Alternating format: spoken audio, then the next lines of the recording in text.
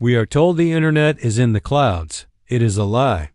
Your bank account, your stocks, your GPS, none of it floats in some abstract digital ether. It runs through glass threads, roughly 400 of them, sitting at the bottom of the ocean. In the dark, and in 2026, those threads are being hunted. Not by fishing nets, not by accidents, by state-sponsored submarines, by deep-sea drones, by the most sophisticated seabed operations Russia and China have ever run. The infrastructure has already been mapped. The vulnerabilities are known.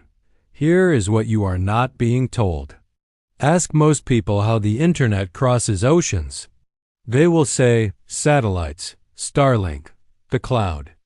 They are wrong. Satellites carry less than 5% of intercontinental data. Subsea cables carry the rest. 95 to 99%. Think of it this way. A satellite connection is a garden hose. A subsea cable is a fire hose. One cable, Google's done it, Virginia to France, carries 250 terabits per second. That rivals Starlink's entire global network spread across 150 countries. One cable, one route. Every day, $10 trillion in financial transactions cross these cables. Not weekly, not monthly, every single day. That is not the cloud. That is glass on the ocean floor. And right now, it has a targeting problem. Most people have never heard of GUGI. That is by design. Russia's main directorate of deep-sea research operates where no one is watching, the seabed. Western analysts attribute to GUGI roughly 50 specialized submarines and submersibles. Some can dive 6,000 meters, far deeper than any conventional warship. Their flagship surface ship is called Yantar. It looks like an oceanographic research vessel. It is not. Satellite tracking shows Yantar systematically tracing cable routes, Norway, Ireland, the United Kingdom, making deliberate stops above known cable junction points. Beneath it, submersibles assessed to be capable of placing explosive charges, covertly, with full deniability. China's play is different, and in some ways more dangerous. Beijing does not need to cut cables to gain leverage. It needs to control the seabed, the maintenance approvals, the landing stations, and it has built its own spine, the peace cable running from Asia to Marseille, France, Chinese-built, Chinese-operated, independent of Western systems. They are not looking for fish. They are looking for the off switch of the US dollar. Assume the 5 highest capacity transatlantic cables are cut. Simultaneously, physical, irreversible in the short term.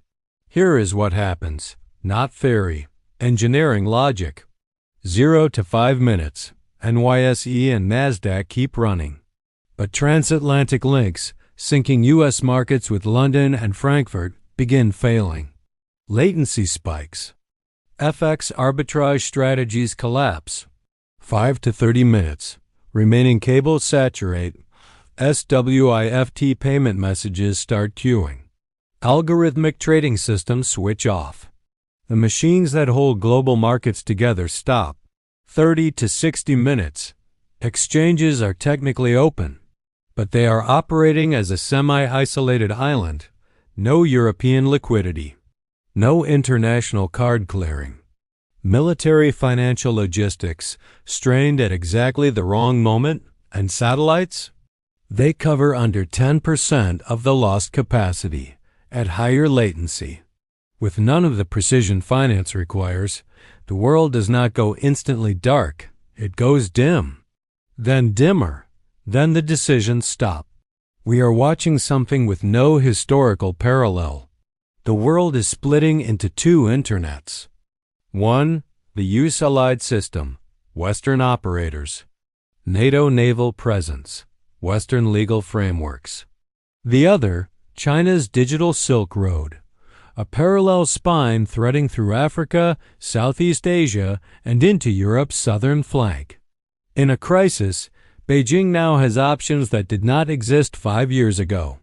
Route around Western systems. Throttle allied governments. Offer preferential restoration to aligned states. The insurance market already sees it. Reinsurers are writing clauses that exclude state-linked seabed sabotage, effectively making these attacks uninsurable. When insurers exit a market, they are not being pessimistic. They are being honest. War in the 21st century is not fought on the surface. It is fought where no satellite can see, where no journalist can report, where no treaty currently governs. The seabed is becoming what the skies were in 1939, a domain that major powers recognized as decisive before the world understood what was happening. The question is not whether the blindfold will be applied. The question is when.